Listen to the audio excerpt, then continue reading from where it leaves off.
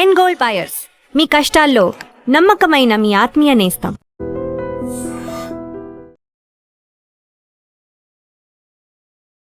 So ప్రస్తుతం అయితే అమూల్య అసలు ముఖ్యంగా అమూల్య స్నానం చేస్తున్నప్పుడు రికార్డ్ ఈ ఈ పర్సన్ వాళ్ళది ఇంకా నిందితులు ఉన్నారు.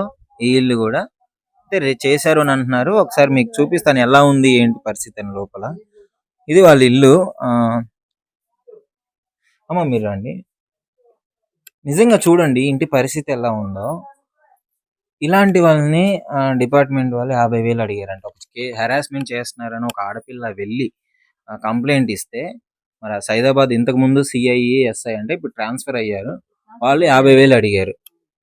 ఇంత అంటే వీళ్ళ పరిస్థితి ఇంకా మరీ ఇక శవాల మీద చిల్లర ఏడుకోవడం కాకపోతే ఇలాంటి దీని ఏమనాలో తెలియట్లేదు.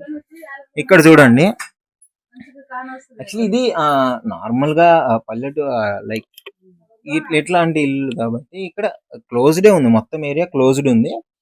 ఇక్కడ చేసినప్పుడు ఇటు సైడ్ నుంచి ఈ ఎవరైతే ఉన్నారో అవతల పక్క వాళ్ళ ఇల్లు ఎవరిది? గొడవ చేసినారు, కుమార్ వాళ్ళది. గొడవ చేసిన వాళ్ళ ఇల్లు. సో అతను అక్కడ నుంచి తీసినాడా? తీసిన తర్వాత వెంటనే ఇంకా తను మా బుజ్జి బయట వచ్చినారు. బయట వచ్చి చెప్పినారు, అందరికి చెప్పినారు, మమ్మీ అట్లా చేస్తున్నా అట్లా చేస్తున్నా అంటే వీడియో తీసినారు అని చెప్పినారు. ఇంకా అప్పటి నుంచి హెరాస్మెంట్ డిలీట్ చేయించే ప్రయత్నం చేయలేదు. మాట్లాడినా గానీ ఇంకా ఏం చెప్పలేదు, వాళ్ళు పట్టుకోలేరు, ఏం చేయలేదు. మరి ఇప్పుడు ఏంటి, అమ్మాయి అన్యాయంగా బలైపోయింది, మా పాపకి ఎట్లా అయిందో వాళ్ళు కూడా అట్లా కావాలని మేము చెప్తున్నాం, శిక్ష పడాలని చెప్తున్నాం. రొట్టెలు మమ్మీ రొట్టెలు చేసి ఆమె అమ్ముకుంటది, కూర అమ్ముకుంటది, వాళ్ళకి పొట్ట తిప్పలకి చేసి ఇంట్లో తీస్తుంది. ఇద్దరు బిడ్డలే, ఆమెకు షుగర్ బీపీ ఎక్కువ. మరి ఎట్లా ఇద్దరు ఆడపిల్లలు ఎట్లా బతుకుతారు చెప్పు? ఇప్పుడు చిన్నమ్మాయే షూట్స్ కి వెళ్ళి ఏదో ఎంతో కొంత సంపాదించి ఇంటిని చూసుకుంది. ఆమె పోయింది. ఈ పెద్ద పిల్ల పిచ్చిది, ఏం లేదని తెలియలేదు. అలాంటి అమ్మాయే పోయింది.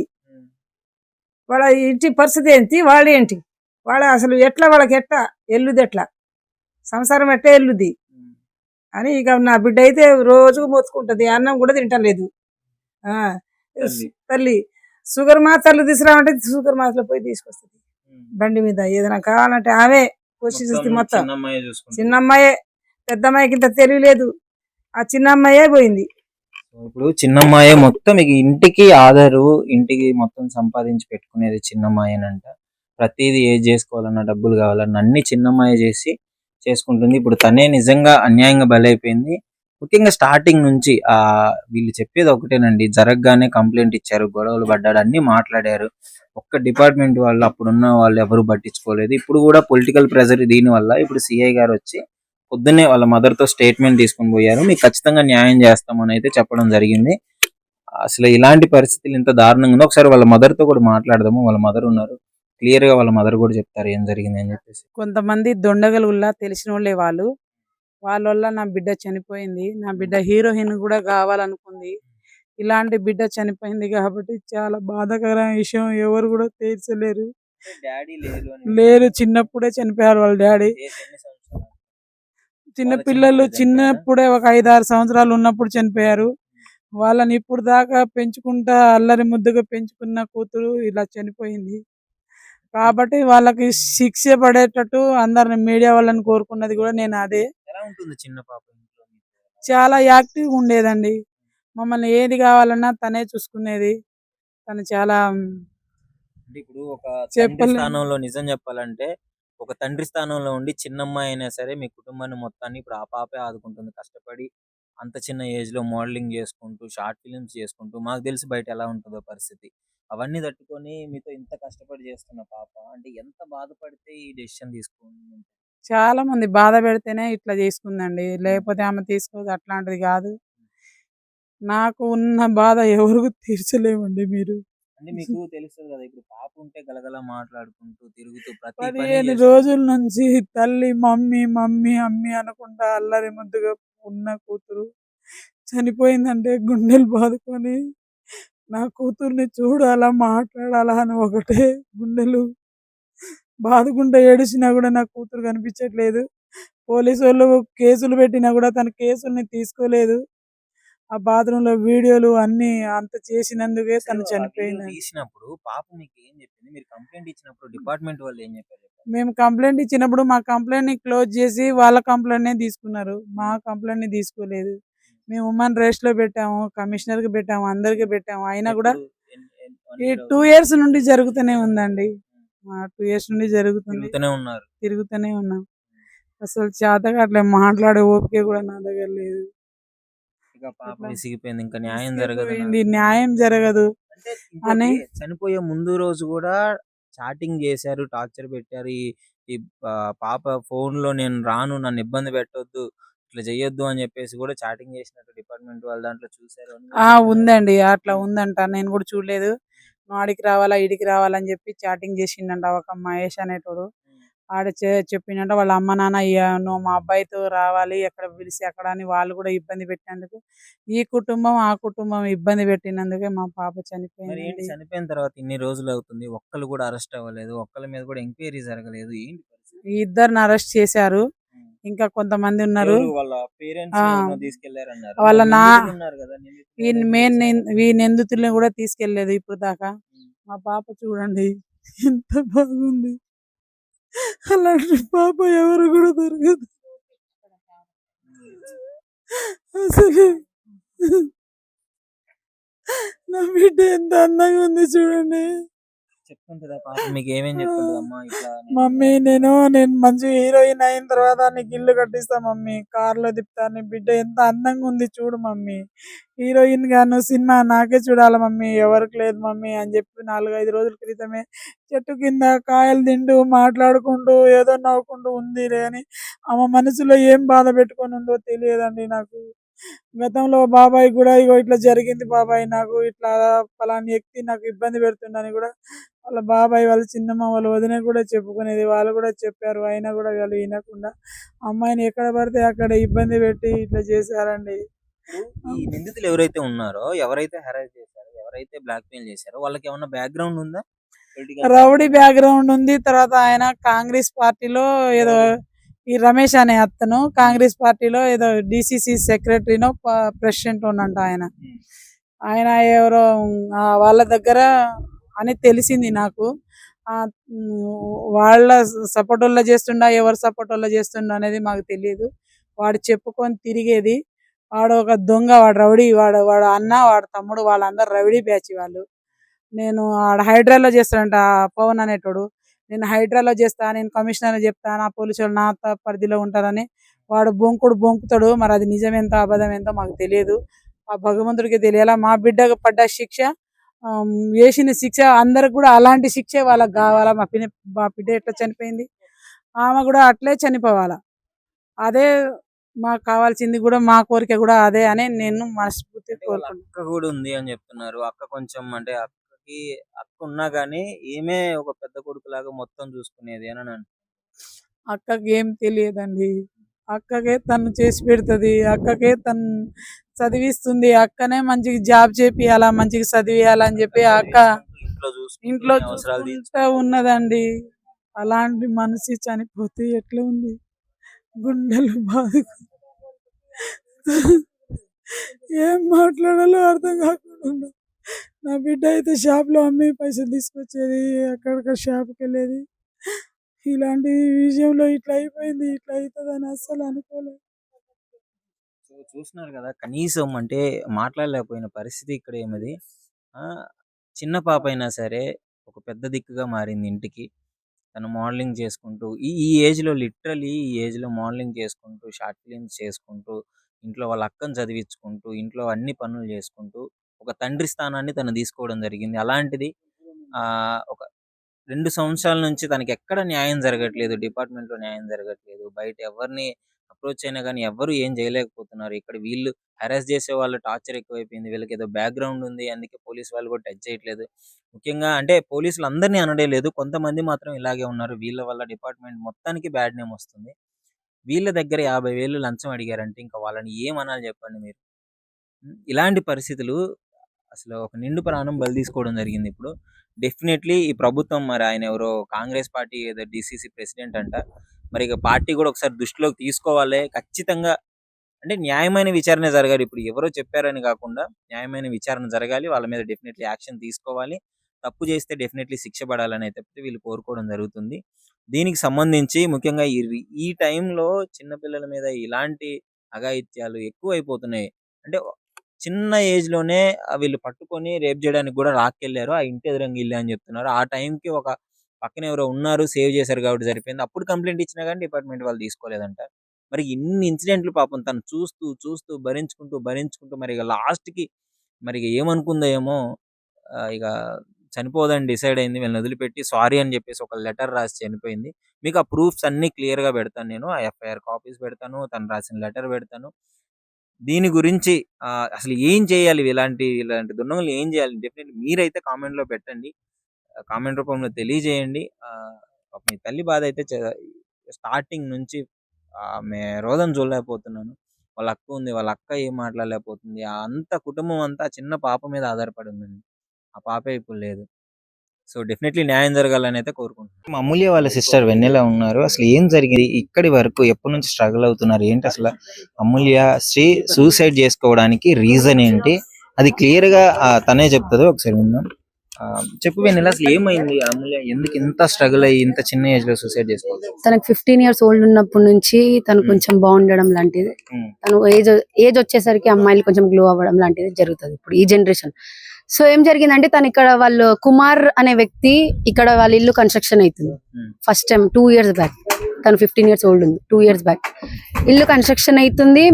నేను మమ్మీ లేని సమయం చూసి అమ్మాయిని పిలిచి లోపల గుంజుకపోవడం లాంటివి చేశారు.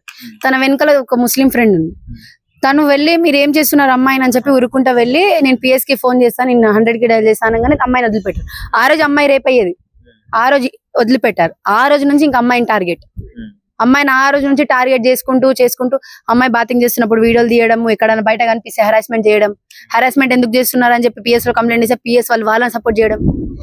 మెయిన్ ఫస్ట్ రీజన్ ఏంటంటే పోలీస్ వాళ్ళు మా కేసుని టేక్ ఓవర్ చేయకుండా మా కేసుని క్లోజ్ చేసి వాళ్ళ కేసుని పట్టించుకుంటారు. మెయిన్ గా మా అమ్మాయి చనిపోవడానికి రీజన్ పోలీస్ వాళ్ళు. ఎందుకంటే మేము పెట్టిన కేసు అమ్మాయికి ఇట్లా హెరాస్మెంట్ చేస్తున్నారని చెప్పి కేసు పెట్టడం కూడా తప్పేనా PS లో? ఎప్పుడు జరిగింది ఇన్సిడెంట్? రికార్డ్ చేసి బెదిరించడం, బ్లాక్మెయిల్? 2 years అవుతుంది. 2 years గా అమ్మాయి ఇట్లా వీడియో రికార్డ్ చేసుకున్నారు అని చెప్పి తన వాటర్ ఇట్లా ఆడుతూనే ఉంది. డ్రెస్ వేసుకొని ఉరుకుంటూ అక్కడికి వచ్చింది డ్రెస్ వేసుకొని తను పారిపోయాడు. రోడ్ నెంబర్ 8 నుంచి పారిపోయాడు. అక్కడ మా తమ్ముడు వాళ్ళు కూర్చున్నారు. అక్కడ లీడర్ ఆమె సక్రి అని తను ఉంటది, మా కాలనీ లీడర్. తను కూడా వెళ్ళి కొడదామని అక్కడికి వెళ్ళారు. ఇప్పుడు ఎవరికైనా కోపం వస్తుంది అమ్మాయిని చూసారంటే కొడదామనే ఉంటది. కానీ తనని కొట్టకుండా అక్కడికి వెళ్ళి మాట్లాడదామని వెళ్ళాము. నేను లేను, మమ్మీ కూడా లేదు అక్కడ. మా వదిన తను చూసి అక్కడికి వెళ్లే లోపు తను పారిపోయాడు. వాళ్ళ బావ ఒక్కడే ఉండు, రమేష్ అని. ఆ రమేష్ వాళ్ళ అక్క కూడా పూజ లేదు ఆ రోజు. వాళ్ళ అక్క కూడా పూజ లేదు. చేసిన అబ్బాయి వాళ్ళ అక్క పేరు పూజ. తను ఏం చేస్తుందంటే బయట నుంచి ఫోన్లు చేసుకుంటది. వాళ్ళని ఇట్లా సెటిల్మెంట్ చేసుకుని అమ్మాయి ఎక్కడ కనిపిస్తే అక్కడ చూడడము. ఇక్కడ ఒక కెమెరా ఇందాక తీపిచ్చాం కదా, చూసారా పోలీస్ వాళ్ళతో. కెమెరా ఏం చేస్తుంది అంటే అమ్మాయి ఎటు వెళ్తే అక్కడ క్యాప్చర్ చేసుకుంటది. కెమెరా చూసుకుంటారు వాళ్ళు. చూసుకొని అమ్మాయి ఎటు సైడ్ వెళ్తే అటు సైడ్ వాళ్ళ వెనకాల బ్లాక్ మెయిల్ చేయడం.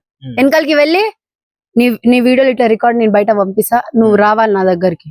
నేను లేదంటే వీడియోలు బయట వైరల్ చేస్తా. ఇన్స్టాగ్రామ్, వాట్సాప్, ఫేస్బుక్ ఇట్లా యాప్లు కొన్ని ఉంటది కదా. సైడ్ నుంచి వెళ్ళి మరి తీపియడం ఇట్లాంటివి జరగలేదు. డిలీట్ చేపియడం గానీ తను కనిపిస్తే కదా మాకు, చెల్లికే కనిపిస్తాడు. చెల్లి మాది చిన్న బిజినెస్ ఉంది ఒకటి, బ్యాంగిల్ స్టోర్. తీపియమని చాలా సార్లు గొడవ పడినందుకే మా మీద కౌంటర్ కేసులు. మళ్ళీ మీరు తీయమని చెప్పొద్దు. ఇప్పుడు వచ్చిన మల్లన్న టీం వాళ్ళు వచ్చారు కదా, పార్టీ వాళ్ళు వచ్చి ఇప్పుడు కెమెరా తీపించినందుకే గొడవ. చూసారా ఇందాక వీడియోలు తీసుకుంటున్నారు మావి. ఏం వీడియోలు తీసుకుంటారు వాళ్ళు? మావి అంటే ఇప్పుడు కెమెరా తీపియడం కూడా ఒక తప్పేనా? అమ్మాయి ఏడే పోతే కెమెరా క్యాప్చర్ చేసుకుంటది. ఇప్పుడు కెమెరా తీపించినందుకు ఆమె గొడవ పడుతుంది, వీడియోలు తీసుకుంటుంది. ఎందుకు అంటే మా మీద కంప్లైంట్ ఇవ్వడానికి. ఇప్పుడు మళ్ళీ ఇంకో కంప్లైంట్ చేయడానికి మా మీద మమ్మల్ని రెచ్చగొడుతుంది. ఈ కెమెరా విషయం ఏంటంటే ఒకసారి మీరు చూడొచ్చు ఎదురుగా. ఇది డెడ్ ఎండ్ అన్నమాట. ఇక్కడ ఏం లేదు, ఇది డెడ్ ఎండ్. ఈ రోడ్డు ఏం ఉండదు అసలు, ఎండ్ ఇది. అయితే అక్కడ కెమెరా ఎవరైనా పెట్టుకుంటే ఇటు అన్న రైట్ సైడ్ అన్న కనపడేటట్టు పెట్టుకోవాలి, లెఫ్ట్ సైడ్ అన్న కనపడేటట్టు పెట్టుకోవాలి. ఇది స్ట్రైట్ ఎగ్జాక్ట్ ఆపోజిట్ ఈ అమూల్య శ్రీ వాళ్ళ ఇంటికి పెట్టేశారు. సో ఇది క్లియర్ గా వీళ్ళ బాధ. అది ఇప్పుడు అట్లా పెట్టారు కాబట్టి తీపించమని చెప్పేసి అన్నారు. అక్కడ ఇష్యూ స్టార్ట్ అయింది ఇందాక.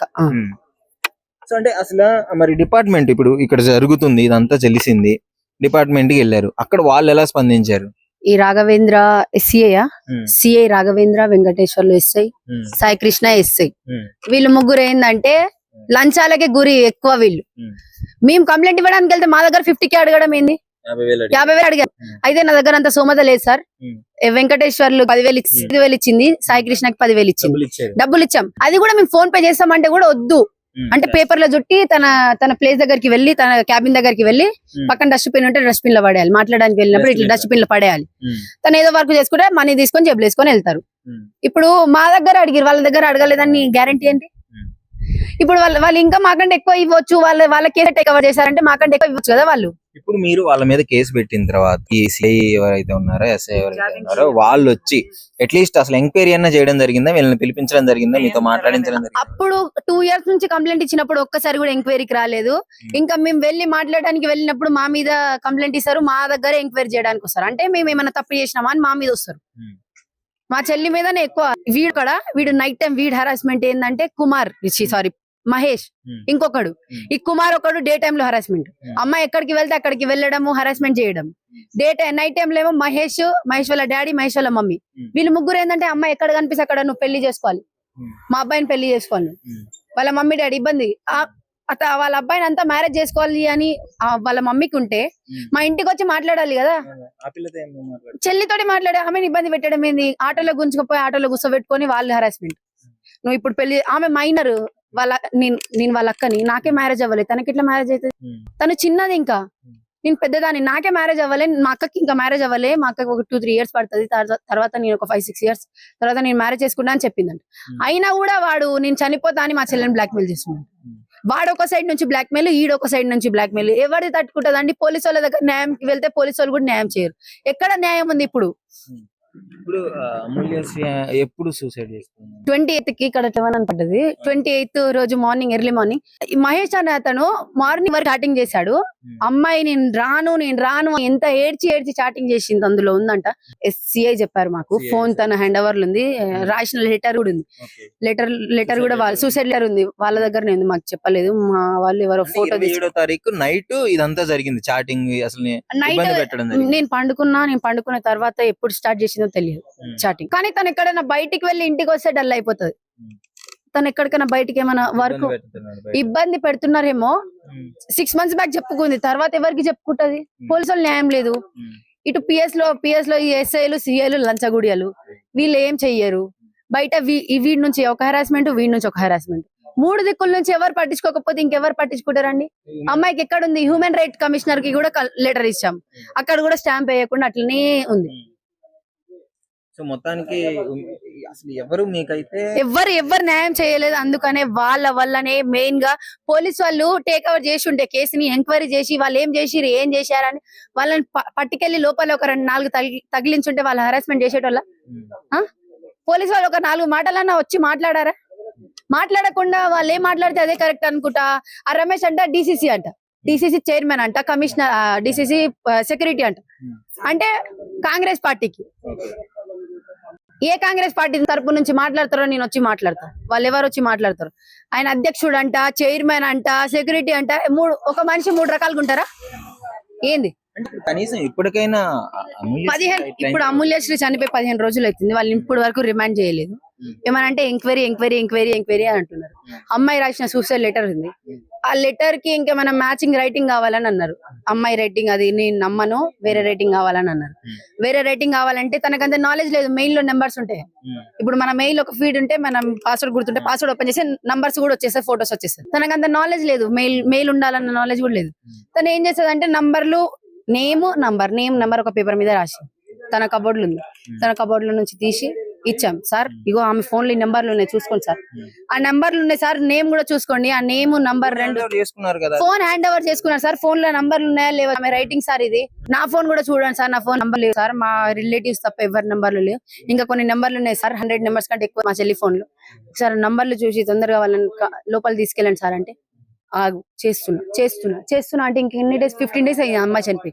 15 ఇక్కడ అమ్మాయి పండుకోబెట్టినప్పుడు మేము మీడియా వాళ్ళని కన్సిడర్ చేస్తామన్నా అంటే వాళ్ళు ఏమన్నారు, మీడియా వాళ్ళు చేంజ్ చేస్తారమ్మా, మేమే కదా కేసు, మీడియా వాళ్ళు వచ్చినా కూడా మేమే చూసుకోవాలి కేసుని, ఏమున్నా మేమే చూసుకుంటాం. మీడియా వచ్చిన తర్వాతనే కదా సిఐ వచ్చి ఎంతగానం చేసింది. మీడియా రాకపోతే అసలు పట్టించుకునే వాళ్ళు కాదు. పట్టించుకోకపోతుండే, అందుకనే కదా ఒక 10 days బ్యాక్ మమ్మీ అంటే 5 days బ్యాక్ అమ్మాయి చనిపోయి 7 days ఏమో అవుతుంది. చనిపోయినాక మేము రాపుల్ భాస్కర్ సార్ని, హైకోర్టు సార్ని కన్సిడర్ అయ్యాం. సార్ ఉండేమన్నారు, ప్రెస్ మీట్ పెట్టారు. వాళ్ళ అక్కడనే ప్రెస్ మీట్ పెట్టారు. ప్రెస్ మీట్ పెట్టి ఇంకా అందరికి వైరల్ అయ్యేది సార్. తన వల్లనే అయింది. నెక్స్ట్ ఇంకొకటి ఏంటంటే ఇక్కడ వచ్చి బ్యానర్ బీసీ పీపుల్ ఫెడరేషన్ వాళ్ళు, వీళ్ళు ఒకటి, వీళ్ళ వల్లనే కొంచెం న్యాయం అని ఇప్పుడు మీడియా వాళ్ళు రావడం లాంటిది తెలిస్తేనే ఇప్పుడు వీళ్ళు డిపార్ట్మెంట్ వాళ్ళు కూడా కొంచెం యాక్షన్ తీసుకోవడం జరుగుతుంది. అవును. వాళ్ళకి ఏమన్నా బ్యాక్గ్రౌండ్ ఉందా? ఇప్పుడు ఎవరైతే ఇబ్బంది వాళ్ళు పెద్ద పెట్టారో గూండాలు, ఆ పవన్ గారు పెద్ద గూండా, ఆడు రవ్డి. ఆయనకి ఎందుకు ఇచ్చిరో లోపల హైడ్రాలో జాబ్ ఇచ్చిరు, ఆయనకి ఎందుకు ఇచ్చిరో, 10th మెమో మీద ఎందుకు ఇచ్చిరు ఆయనకి హైడ్రాలో జాబు? ఆడు దొంగ, ఆయన 10th అది ఆయన ఎగ్జామ్ రాయలే, ఎవరిదో సర్టిఫికేట్ పెట్టుకుని 10th హైడ్రాలో జాబ్ చేస్తుంది. హైడ్రా కమిషనర్ ని కలుస్తాను, మీరేం చేసుకోలేరు అంటే హైడ్రా కమిషనర్స్ కో ఎవరినన్నా కలుసుకో. అమ్మాయికి క్యాబిన్ లో ఇట్లా వర్క్ చేస్తున్న అబ్బాయి ఇట్లా చేస్తున్నాడు అంటే మీరు ఏం చేస్తున్నారు? ఆయన మీద కూడా కంప్లైంట్ ఇచ్చాం, పవన్ మీద. పవన్, రమేష్, కుమార్, పూజ వీళ్ళ నలుగురు మీద కంప్లైంట్ ఇచ్చిన. ఇంకా కొంతమంది అక్కడ నుంచి 3 వాళ్ళ మహేష్, వాళ్ళ డాడీ, వాళ్ళ మమ్మీ, వాళ్ళ పేరెంట్స్ ఇద్దరు. మరి ఇంత జరుగుతుంది. ఇప్పుడు ఒక అమ్మాయికి రాలైన పాప బలైపోయింది, నిండు ప్రాణం బలైపోయింది. ఆ తర్వాత అసలు ఎలాంటి యాక్షన్స్ తీసుకుని ఎవరు ఏం పట్టించుకోవట్లేదు. మహేష్ వాళ్ళ డాడీ ఇద్దరు అరెస్ట్ అయ్యారంట. చనిపోయిన రోజు అరెస్ట్ అయ్యారంట. 2-3 days తర్వాత అరెస్ట్ అయ్యారనుకుంటా. లోపల చెంచెల్ కూడా జైల్లో వెళ్ళారనుకుంటా. వీళ్ళకి ఎందుకు అరెస్ట్ చేస్తలేరు అని నా క్వశ్చన్. వీళ్ళు ఇంకా బయట తిరుగుతున్నారు, వాళ్ళ అత్త వాళ్ళు గొడవ పడడానికి వస్తారు. ఏమన్నా మా అమ్మాయి చనిపోయింది, మా బాధ మాకు ఉంటది, మేము ఏడుచుకుంటాం, తిట్టుకుంటాం, ఏమన్నా చేస్తాం, మా ఇష్టం అది. మా అమ్మాయి చనిపోయింది కదా, మా బాధ ఉంటది మాకు. ఇప్పుడు ఇంట్లో ఒక అమ్మాయి ఉండి ఉండి ఉండి వెళ్ళిపోయిందంటే ఎట్లుంటదండి? ఎవరి ఇంట్లో అన్నా చెప్పండి. ఒక అమ్మాయి ఇంట్లో ఉండి తిరిగి తిని కలిసి ఉంటే వేరు, ఇంత ఇబ్బంది పడుకుంటా సూసైడ్ చేసుకుని చనిపోతే. ఇప్పుడైతే మీకు ఎలాంటి న్యాయం కావాలని ఇప్పుడు కోరుకుంటున్నారు? ఒక అమ్మాయి చనిపోవడానికి రీజన్ ఏంటంటే అబ్బాయి వల్లనే చనిపోయింది. 4 అబ్బాయిలు, ఒక ఆడ, ఇంకా కొంతమంది వాళ్ళ డాడీ, వాళ్ళ మమ్మీ, వాళ్ళ పేరెంట్స్, వాళ్ళు 7 members ఇన్ఫ్లుయెన్సర్స్. అంటే వాళ్ళది నాకు తెలియదు. మహేష్ ఇతన్ని ఇన్ఫ్లుయెన్సర్స్ యూజ్ చేసుకుంటున్నారు వీళ్ళు. వీళ్ళది ఏంటంటే వీళ్ళు రౌడీలు, గుండాలు. ఇప్పుడు ఇంకోటి చెప్పాలి ఏంటంటే ఇక్కడ కాలనీ వాసులు ఎవరు మాకు సపోర్ట్ కి రావట్లేదు. ఇప్పుడు రీజన్ ఏంటంటే చంపేస్తా, బెదిరిస్తా అని భయపెడుతున్నారు అంట వాళ్ళని. మీరు ఎవరైనా మాట్లాడితే మీ మీద బ్లాక్ మ్యాజిక్ అన్న చేస్తాం, మిమ్మల్ని కొట్టని తిట్టాను అంటే భయపడరా? ఇప్పుడు ఇంట్లో ఏమైనా అవుతుందేమో అని భయపడతారు చాలా మంది. బ్లాక్ మ్యాజిక్ చేస్తామని భయపడుతున్నారంట, చంపేస్తా అని భయపడుతున్నారంట. మీరు ఎడ కనిపిస్తే ఆడు చాకుతో పొడిచేస్తాను బ్లాక్. ఆ పవన్ గారు పెద్ద గూండా, ఆడు పెద్ద రౌడీ.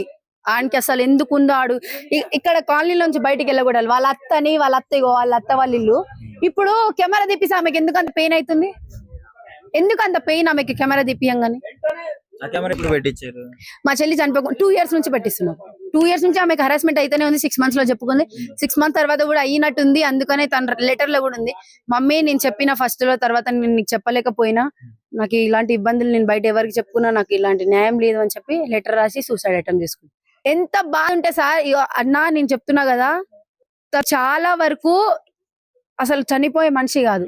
తన ఇంటిని లీడ్ చేసుకుంటది అన్న. నాకు ఏమైనా కావాలంటే ఇప్పిస్తుంది. మమ్మీకి ఏమైనా షుగర్ టాబ్లెట్స్, బీపీ టాబ్లెట్స్. మేము షార్ట్ ఫిలిమ్స్ కూడా తీసాము. తనకి హీరోయిన్ అవ్వాలంటే బాగా ఇంట్రెస్ట్. హీరోయిన్, యాక్టర్ అంటే తనకి కొంచెం ఇంట్రెస్ట్. స్టడీ మీద కూడా ఎక్కువ ఫోకస్ పెట్టుకున్న యాక్టర్ అనుకుంటానే తను. యాక్టర్స్ అందరు చదువుకున్న వాళ్ళేనా అది ఇది అనుకుంటా అన్ని గూగుల్లో కొట్టుకుంటా చూసుకుంటా ఉంటది. ఇప్పుడు యాక్టర్ అయితే అని తన షూట్స్ కూడా సింగిల్ టేక్ లో అయ్యేది. కొన్ని షూట్స్ నేను ఒకటి మీకు ఫార్వర్డ్ చేస్తా, అది ఉంది. అది కూడా సింగిల్ టేక్ లో తీసినాయి చాలా వరకు. తనకి యాక్టింగ్ మీద ఇంట్రెస్ట్ ఉంది కాబట్టి కదన్నా, ఒక ఫీల్డ్ మీద ఇంట్రెస్ట్ ఉంటేనే. కొంతమంది అంటున్నారంట యాక్టింగ్ షూటింగ్ వాళ్ళు కొంచెం ఇబ్బంది పెట్టినందుకు చనిపోయిందని ఇక్కడ అంటున్నారంట. వాళ్ళు ఏ పరంగా మాకు ఇబ్బంది పెట్టలేదు. వాళ్ళు ఇంకా ఒక బిడ్డలాగా, ఒక చెల్లిలాగా ఒక చూసుకున్నారు మాకు షూటింగ్ లో. వాళ్ళు ఇంకా వేరే వాళ్ళు ఎవరైనా పిలిచినా కూడా వెళ్ళొద్దమ్మా షూటింగ్ లకు. ఇక్కడ బయట సోషల్ మీడియాలో ఉన్న వాటికే వెళ్ళాలి, పర్సనల్స్ దాంట్లో వెళ్ళొద్దు అని చెప్పి వాళ్ళే నేర్పిస్తారు ఇంకా.